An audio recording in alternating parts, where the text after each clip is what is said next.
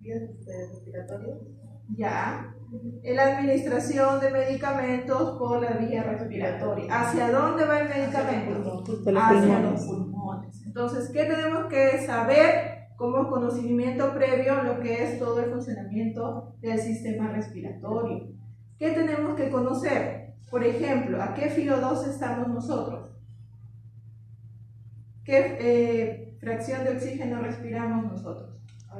Aire natural. No, oxígeno. Estamos a un FiO2 de 21%. Hay el porcentaje. Nosotros respiramos, nosotros al momento de respirar inhalamos aire y ese aire ambiente tiene un porcentaje de oxígeno del 21%. Allá. Lo normal, sin ninguna enfermedad respiratoria, todos nosotros respiramos a un FiO de 21%. Es lo Ya. normal. Lo normal, ¿ya? ¿Qué más tenemos que saber? Entonces, la vía inhalatoria es el ingreso del medicamento, ya sea en forma de aerosoles o en forma líquida también, que se transforma en aerosol a través del uso del oxígeno, que permite que las partículas de los medicamentos se vuelvan en aerosoles, en micropartículas chiquititas, que ingresan ya sea por la fosa nasal o por la boca hacia el pulmón, ¿ya? Es en el pulmón donde se va a ejercer el efecto respiratorio.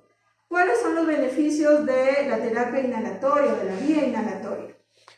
Si el paciente tuviera en los pulmones flema, esto va a ayudar a que esas flemas salgan al exterior, las expulse el paciente, ¿no? Y así los pulmones podrán ser prácticamente estar libres, liberados, y podrá también. Ayuda a la movilización de secreciones.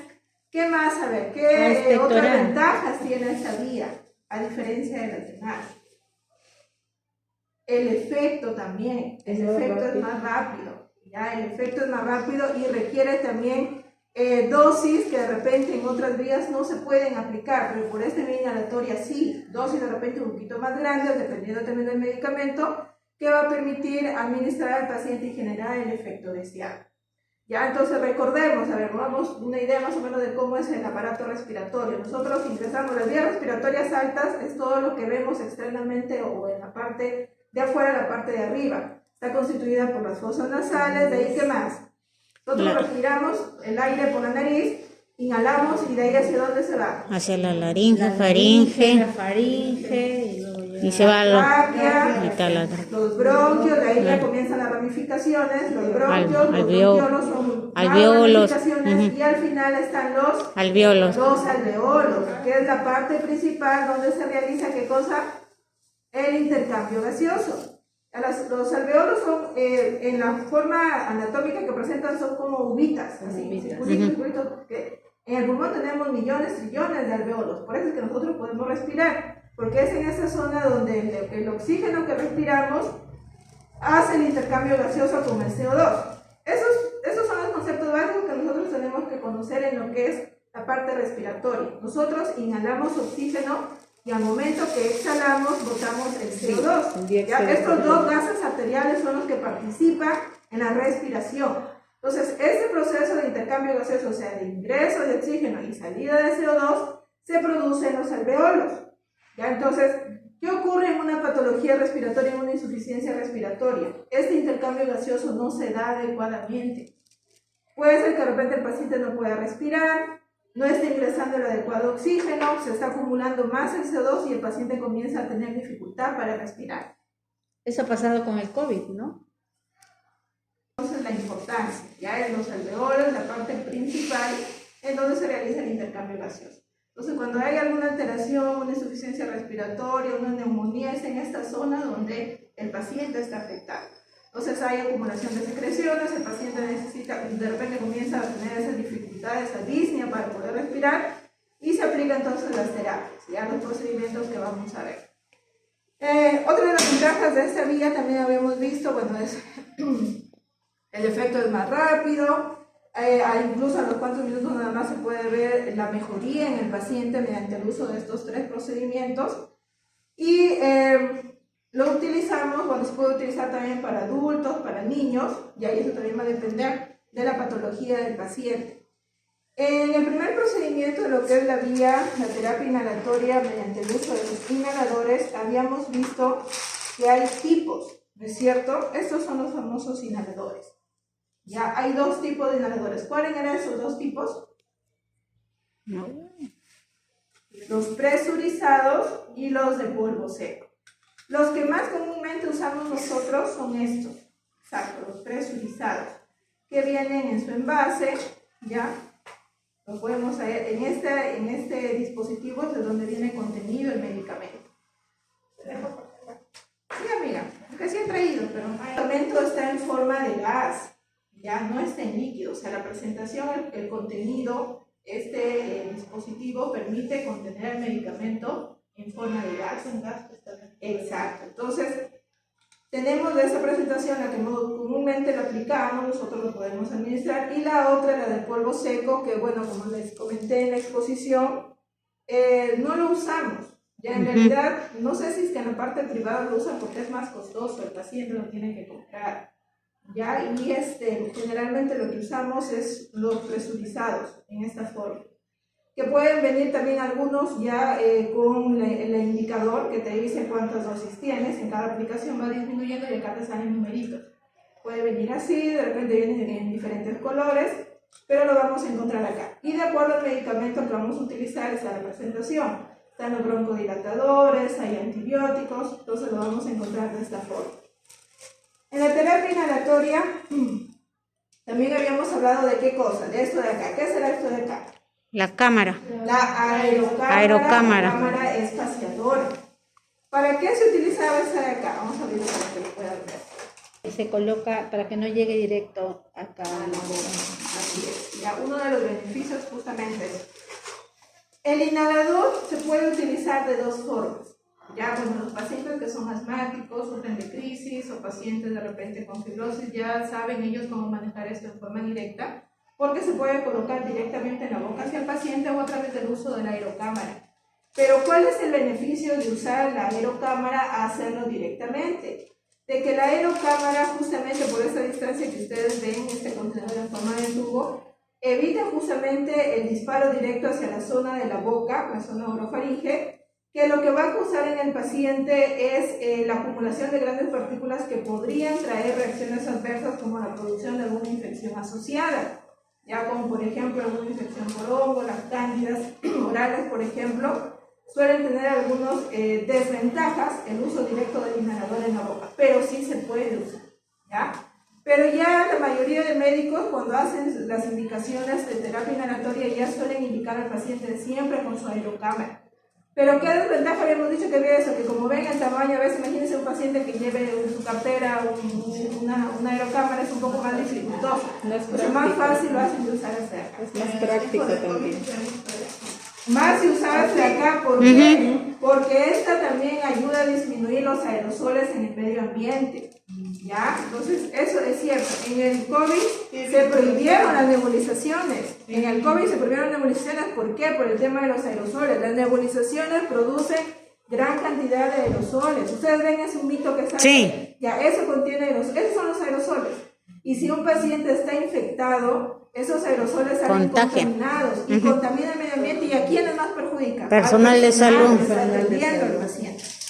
Ya, entonces, hay que tener cuidados también o ciertos requisitos para las inhalaciones. Sí. Si el paciente lo utiliza de esta forma, ¿qué cuidados habíamos dicho que tiene que tener? A ver, ¿cuáles serán los pasos previos? Vamos ahora a los pasos. Las manos limpias. Lavado de manos, Ya. pero no tener contacto ahí donde va a poner la boca. Exacto, bueno, este viene con su tapita. Ah, sí, exactamente, sí, con su tapita viene. Ya, no contaminar esta zona porque esta zona va directamente hacia la boca del paciente. ¿Qué cuidado también tiene que tener? Cuando el paciente va a hacer sus inhalaciones, siempre hay que recomendarle de que como primer paso, bueno, tiene que estar sentado, de repente para una posición más cómoda. Y si es un paciente que está en cama, ¿qué posición habíamos dicho que debe ser? Lateral, no, de costado. No, semi-sentado. Semi-sentado, Foliar de 45, incluso hasta 90 grados se recomienda. ¿Por qué esta recomendación? ¿Por qué, señorita, no lo puede hacer echado? Porque la posición semisentado ayuda a la espación torácica. Ustedes recuerden, cuando nosotros respiramos también trabajan los músculos del abdomen, los músculos del tórax y del abdomen. Y si uno está totalmente acostado o no está en la posición correcta, no va a facilitar a mejorar la función respiratoria. Entonces, por eso se recomienda siempre en procesos de nebulización, en procesos de oxigenoterapia o en procesos de inhalaciones es que el paciente esté en una posición semisentada. Sí, tiene razón. Sí. ¿Ya? Entonces, ese es el primer criterio. Ahora, si es que el paciente lo hace directamente, tenemos que recomendar que, bueno, antes de iniciar la inhalación, tiene que eliminar todo el aire que tenga en los pulmones. Se le pide que haga una expiración profunda, bote todo el aire que tenga en los pulmones para que la inhalación que haga sea profunda y permita que el medicamento ingrese hacia la zona de los alveolos, hacia la zona donde yo quiero que ejerza el efecto. Entonces se pide al paciente primero que bote la respiración o que bote el aire que tiene en los pulmones, exhale el paciente. Previamente también tiene que, ¿qué cosa? Agitar también el inhalador. Se agita justamente para que todas las partículas que estén en el base se mezclen, ¿ya? Y el paciente pueda recibir la dosis correcta. Se agita el inhalador, el paciente bota el aire, se coloca en la boca. Ahora, ¿cómo debe colocarse en la boca? La lengua tiene que estar sobre la base de la boca y el paciente tiene que ajustar entre los dientes la boquilla del inhalador. Ya, suponiendo que este sea los dientes, tiene que sostenerlo y la lengua tiene que estar hacia abajo. Ya, entonces se le pide al paciente, eso es lo que el paciente debe conocer, es que él va a aplicarlo directamente, ya si es que no tiene aerocámara. Entonces se coloca en la boca, ha realizado la agitación previamente, ha eliminado todo el aire que tenía en los pulmones con la expiración y se le pide que haga una inspiración, o sea, que inhale de forma lenta. Acuérdense, en los inhaladores presurizados la inhalación es lenta. O sea, a la hora de inhalar otra vez, tiene que estar apretando con los dientes. ¿Sí? Claro, ya teniendo el inhalador en la boca, inhala lentamente. Una vez que inhalado, hace el puff. ¿Ya? ¿Cómo es el manejo del inhalador? El dedo índice hacia arriba, sostengo ahí acostado y hace el puff. ¿Ya? Eso se conoce como el puff. Presiona hacia abajo y sale. O sea, se empieza a salir ya. Esa es la forma del aerosol del medicamento. Eso lo inhalado del paciente se pide siempre que al menos aguante la respiración unos 10 segundos, que es el tiempo que más o menos te asegura de que el medicamento llegue hacia el fondo del pulmón. A la hora de recibir el medicamento, o sea, solo se queda así. Aguantarse 10 segundos. Sí, 10 segundos. Inhala, haces el puff 10 segundos y ahí recién retira el inhalador de la boca. ¿Ya? Posterior a ello, ¿qué más? Si de repente el médico le ha indicado que se haga 2, 3 inhalaciones según horario, ¿qué tiempo se tiene que esperar entre cada inhalación? Entre 1 a 3 minutos. ¿Ya? Entre 1 a 3 minutos. Se hizo la primera inhalación, descansa, cuenta 1 minuto, 1 a 3 minutos y nuevamente puede hacerse la segunda inhalación. ¿Ya? ¿Qué tiene que hacerse después? Siempre se recomienda también al paciente que se enjuague la boca, sobre todo en el uso de los corticoides. ¿Por qué? Por ejemplo, la prednisona en algunos casos también viene en forma de aerosoles. Los corticoides tienden a generar infecciones asociadas, ya como la candidiasis, que es muy común en el uso de estos medicamentos en la zona de la boca. La candidiasis es una infección micótica. Entonces siempre se recomienda al paciente que reciba este tipo de terapias porque a veces hay pacientes con fibrosis, otra enfermedad respiratoria que tienen que llevar de por vida estos inhaladores. Entonces, si son corticoides, recomendable de que se enjuague la boca posterior al procedimiento. ¿Ya? Ahora, si lo va a hacer con las aerocámaras, vamos a abrirlo para que ustedes puedan observar. Las que permite inhalar el medicamento disminuyendo lo que es el efecto de las partículas grandes en la zona orofaringea, porque ustedes ven que a esa distancia que permite que las partículas, porque cuando nosotros hacemos el puff, ven la fuerza con la que sale el medicamento ya. Imagínense eso de recibirlo de frente en la boca. Las partículas más grandes impactan en la zona de la boca y se genera el riesgo de las infecciones que les comento. En cambio, la aerocámara, el beneficio que otorga es que esas partículas, hasta que lleguen a la boca del paciente, las más grandes se van quedando. Exacto. Entonces, ayuda al paciente a disminuir ese riesgo, ¿ya? E incluso da la facilidad de que el paciente respire tanto por nariz como por boca. ¿Por qué? Porque en este caso no es necesario de que el paciente haga esa sincronía en la inhalación para hacer el PAF. Si se han dado cuenta en la primera, si lo hace directo, ¿qué condición o a qué tiene que estar atento el paciente? A la inhalación. Porque recién en la inhalación yo hago el PAF. En cambio en la aerocámara no. Por eso es que es más recomendable en niños, por ejemplo, porque a un niño tú no vas a decir, respira, ya, no. Al niño no le vas a hacer caso. Igual es que se espera 10 segundos. No, de 1 a 3 minutos. Puedes contar 10 segundos, sí, se cuenta 10 segundos, exacto, también. Pero no le vas a pedir al paciente que no respire, porque ya está con la aerocámara, sino de que respire normal por la nariz o bote por la boca, porque eso te va a facilitar a ti también de que el medicamento que quede todavía residual en la aerocámara, el paciente lo siga inhalando. Incluso el otro beneficio que también otorga la aerocámara, de que en porcentaje de disponibilidad del medicamento hacia el paciente es mayor en esta forma que hacerlo directamente, ¿ya? Entonces, ¿cómo se hace el uso? Igual ajito, ven acá ustedes que tiene una boquilla que conecta con el inhalador y esto va directo a la cara del paciente. Tienen que fijarse que esté completamente sellado. La respiración es normal, la debo de colocar. ¿Cómo? Como en el exolo, eso solito es que nos dice que antes de machucar.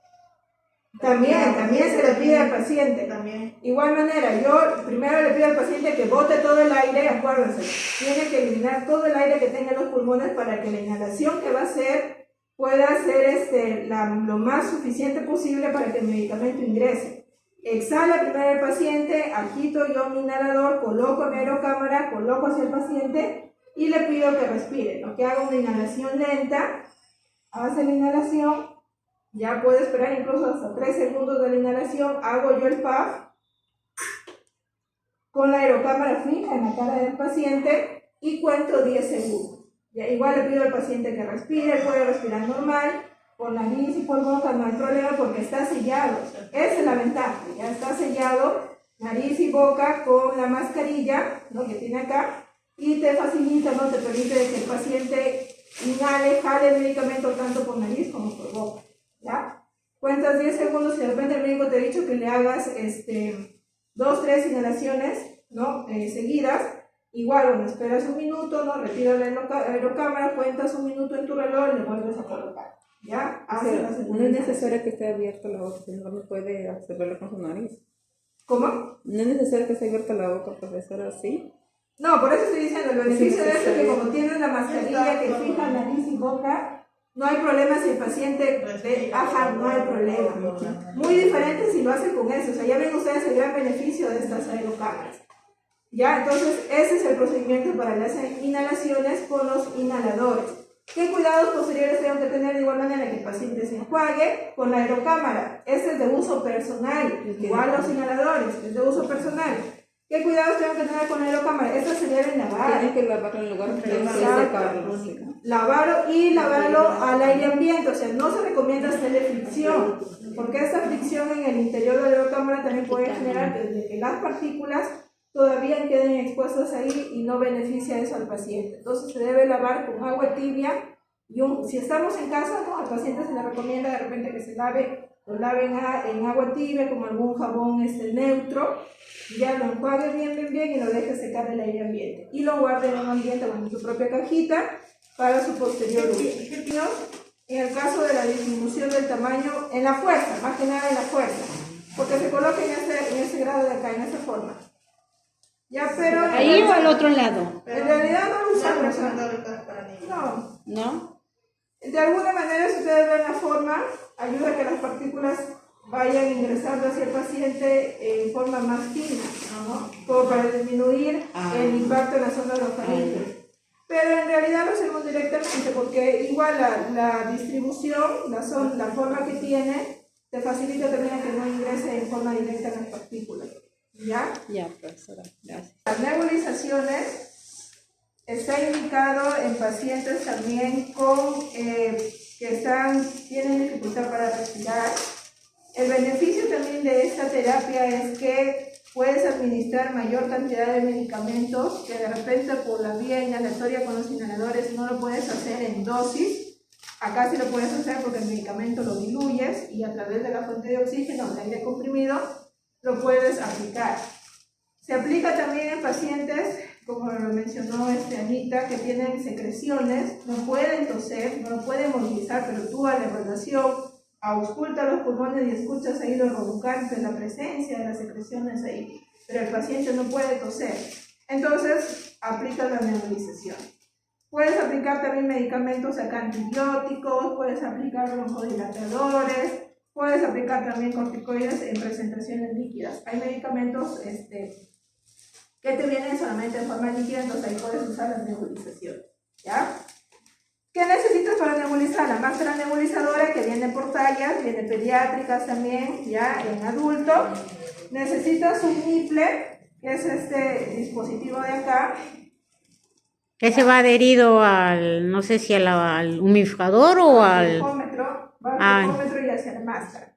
Ya necesitas el niple, este de acá se llama niple, que es una conexión que va hacia el flujómetro.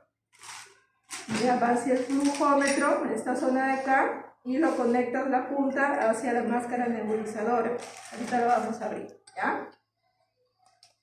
Las nebulizaciones, antes que me olvide también, en lo que es la terapia inhalatoria, bueno, en las, no sé si de verdad que no he visto, pero según la literatura también, a las aerocámaras podemos encontrarlos también que van directo a la boca, ya solamente con boquilla y también con mascarilla como la que hemos visto que cubre nariz y boca, pero en nuestro medio, en nuestra realidad siempre usamos esa de acá, pero para que conozcan, como les dije en la exposición, también existen algunos que van directo a la boca del paciente, ¿ya? Y en las nebulizaciones también, lo que comúnmente usamos es el balón de oxígeno, pero también, y eso sí se estaba aplicando también con eso del COVID, se hace uso también de los compresores.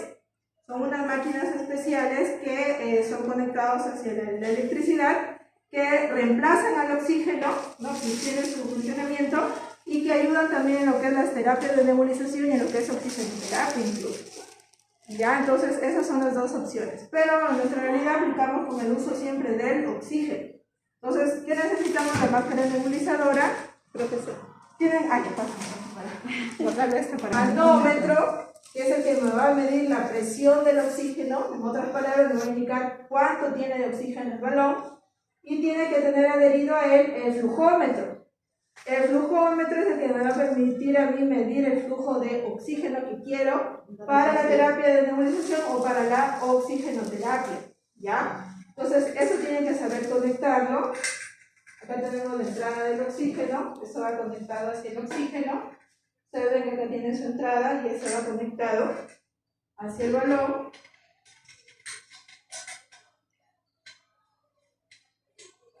Vamos a utilizarlo por primera vez. Vamos a ver si hay oxígeno. Vamos a inaugurarlo. Ya, y eso, bueno, utilizan siempre en los servicios, tienen su llave Simpson o de pato, que acá han facilitado Anita, que con esto ajustan, ya eso es para ajustar o para sacar. Pero tampoco se ajusta al tope, ¿verdad, profesora? Tiene que ir bien fijo para que no les llave. Para que no ¿Cómo va? nadie. Tienes que ajustar. Por eso siempre se usa la cuerda de un varón para... Sí, Sí, porque uno no lo ya. puede. A ver, vamos a ver, bloqueamos. Para movilizar también, profesora, para movilizar... Ruédalo. Tiene su pos- tiene Ruédalo. su posición, Ponlo diagonal y lo ruedas. así, y lo haces así. Y lo ruedas, exactamente. Ajá. Y lo Sí. ponen acá y entonces salimos. Ya, Mónica, ya Eso saliste sí ya. es que no tenemos el carrito. Sí, exactamente, sí. Hay carritos más fácil para el personal. Y eso de acá lo manejan ustedes, ¿ah? Sí. Pues sí, muy bien. Porque son ustedes quienes nos ayudan en el armado de los balones, a veces también en las conexiones, todo eso tienen que conocerlo. El balón tiene acá su llave que abres. Uy, no está lleno, ¿no? Esto no tiene nada. Tenemos, lo ideal, siempre tenemos que verificar que esté por encima de 2000. Ah. Y este casi no tiene. Está en 1500. Bueno, vamos a ver qué tanto nos dura. Ya abrimos acá. Conectamos el niple y acuérdense, ¿este qué se llama? Manómetro. ¿Ese qué era? La manija para poder sacar el oxígeno. Y este Flujo. flujómetro. Manómetro y manija. Claro, porque esa llave mientras no abras esa llave no va a salir el oxígeno. Reductor. Para cerrar. Este es el mano reductor, sí. Por eso pues, abrir, cerrar. Para ver, exacto, o sea, abres al flujo, al flujómetro, ¿ya? Este te ayuda para abrir hacia el flujo, esta llave es para abrir el oxígeno, ¿ya? Entonces vamos a hacer la preparación, ¿ya? Me dice el médico, señorita, nebulícele al paciente, viene de repente con su crisis de alma. Un paciente asmático, ¿cómo lo encontramos? Claro. Saturamos, ¿cuánto está saturando?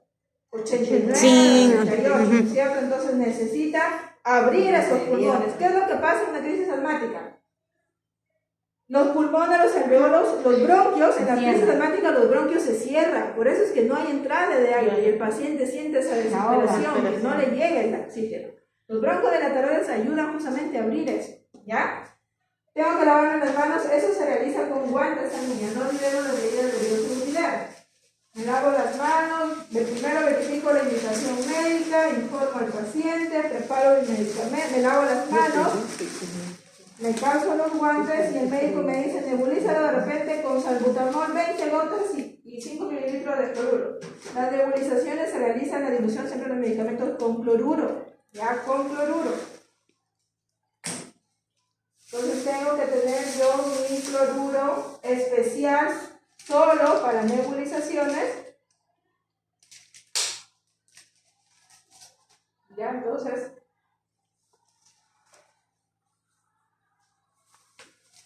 aperturamos el frasco. La mascarilla de nebulización viene así, ya tiene acá sus pasos. Tiene su máscara que va adherido hacia la nariz y la boca del paciente. Tiene su frasquito. Acá en el frasquito es el contenedor de lo que va a ingresar, el medicamento, el cloruro. Se cierra, ya vamos a hacerlo. Y acá viene la medición incluso, ya viene ya con las medidas. Vamos a ponerle 4.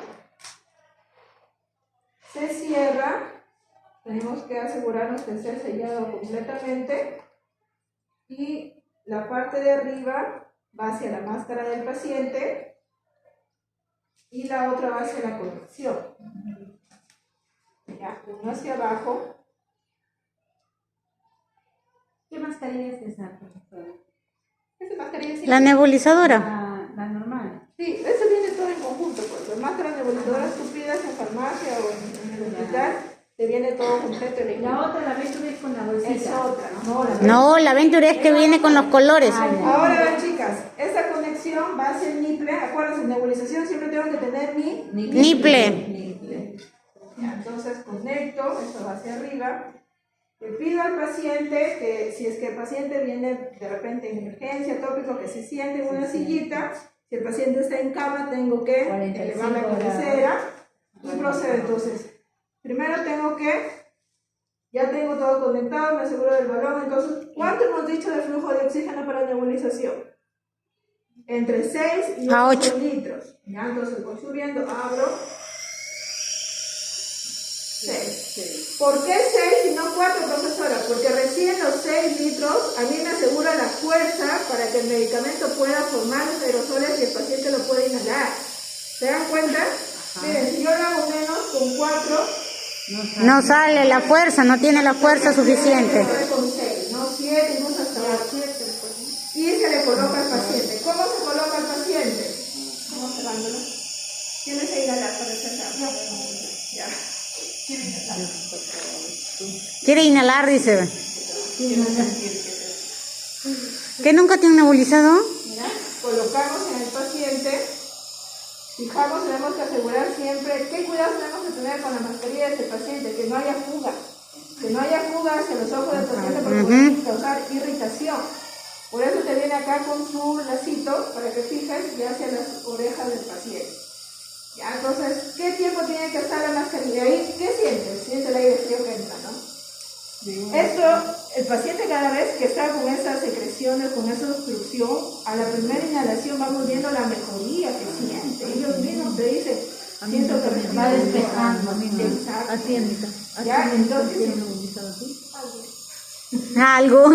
Ya, entonces, ya, ahí tenemos que fijar bien. Ya tenemos que asegurarnos de fijar bien. Y vamos a esperar un tiempo de 10 a 15 minutos. Ya, entre 10 a 15 minutos tiene que durar cada nebulización porque es el tiempo que te va a permitir a ti que el medicamento se eleve, ¿no? Y el paciente lo puede inhalar. Terminado ese tiempo, cierras tú el flujómetro y retiras. Durante el proceso de nebulización tú tienes que observar también a tu paciente, no lo vas a dejar ya lo nebulizo y me voy, no, tú tienes que observar. ¿Qué tienes que observar en el paciente? Las reacciones que va a dar. Ya, la saturación, cómo está saturando, su frecuencia respiratoria, se supone que con la nebulización tiene que mejorar, si el paciente está con todas las secreciones, él también, después finalizando la nebulización va a comenzar a eliminar las secreciones. Ayuda bastante esto de acá en la eliminación de secreciones, ¿ya? Entonces, posterior a ello, ¿qué cuidados tengo que tener con la máscara nebulizadora? ¿Es de uso personal o se puede compartir? No uso personal. Uso personal. Se tiene que guardar en un lugar adecuado.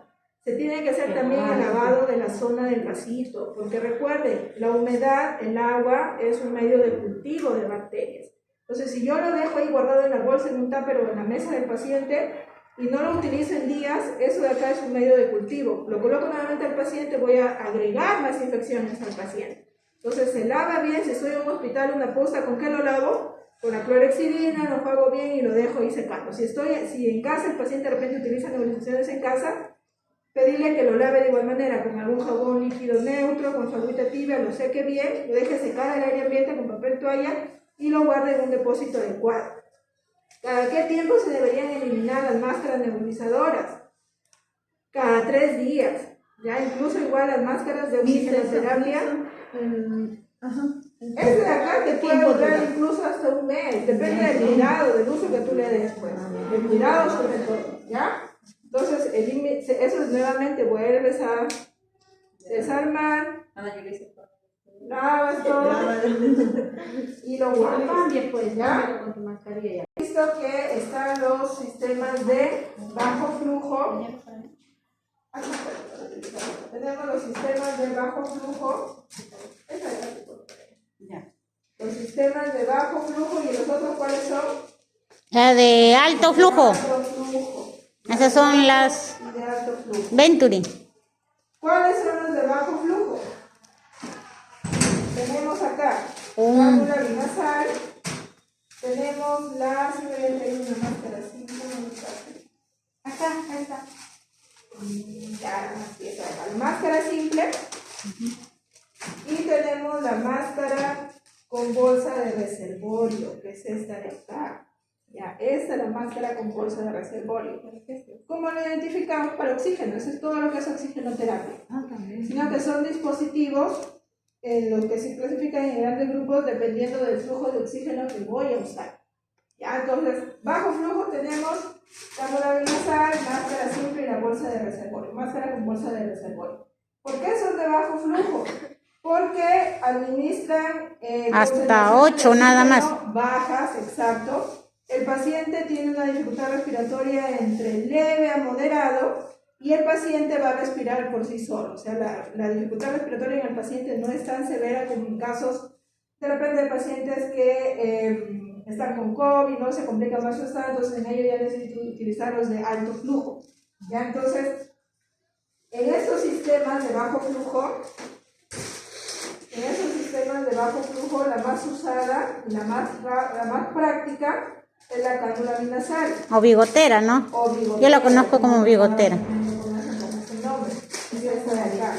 No, yo bigotera. Cánula binasal. ¿Por qué binasal? Porque tiene sus entradas para las fosas nasales, para las dos fosas nasales. En oxigenoterapia tenemos que nosotros recordar lo que son dos términos, flujo y FiO2, ¿ya? De acuerdo a eso yo voy a saber qué dispositivos estoy usando. Las de bajo flujo me van a dar flujo, la palabra colombiana, me van a dar más o menos cantidades de flujo que van de 1 a 8 litros por minuto. Las de alto flujo me permiten dar de 6 hasta 15 litros por minuto. ¿Ya? O sea, significa que mayor concentración. Al haber mayor concentración de oxígeno, ¿qué significa? Que el paciente tiene mayor necesidad, mayor requerimiento de oxígeno. ¿Ya? La cánula binasal se utiliza en pacientes que de repente van a pasar por una cirugía, ¿no? Por una manera de prevención, o pacientes que de repente están saturando 89, 90, pero el patrón respiratorio no es tan malo, no está de repente con una taquipnea de 23, 24, pero no es tan severo. O sea, quiere decir que el paciente por sí solo está respirando, pero no es una demanda tan exigente como las de alto flujo, ¿ya? ¿Qué flujo te permiten dar las cánulas binasales? De 1 hasta 6 litros por minuto. En alguna literatura lo consideran hasta 5 nada más. Ya, pero de 1 hasta 6 litros por minuto. ¿Qué quiere decir flujo, profesora? Que voy a colocar, voy a graduar mi balón de 1 litro hasta 6 nada más, ¿ya? Entonces, ¿qué necesito para conectar? Bueno, vamos primero conociendo las mascarillas, ¿ya? ¿Qué tiene la cánula binasal de características? Tiene su conexión, tiene acá los dispositivos que van hacia las fosas nasales del paciente. Por eso se llama binasal. Este de acá, las alargaderas que tienen para regular de acuerdo a la cara del paciente, y ese también te viene por tallas. Este, por ejemplo, es una talla L, te viene talla S, M, dependiendo del rostro del paciente. Pediátricas, neonatales también hay, ¿ya? Y también. Entonces, ¿qué más?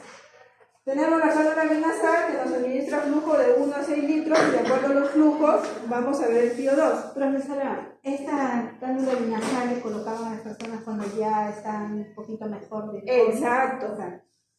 Si ya el paciente va mejorando. Y el otro MIS, el que se ha puesto mi compañera. Profesora, solamente. ¿puedes dar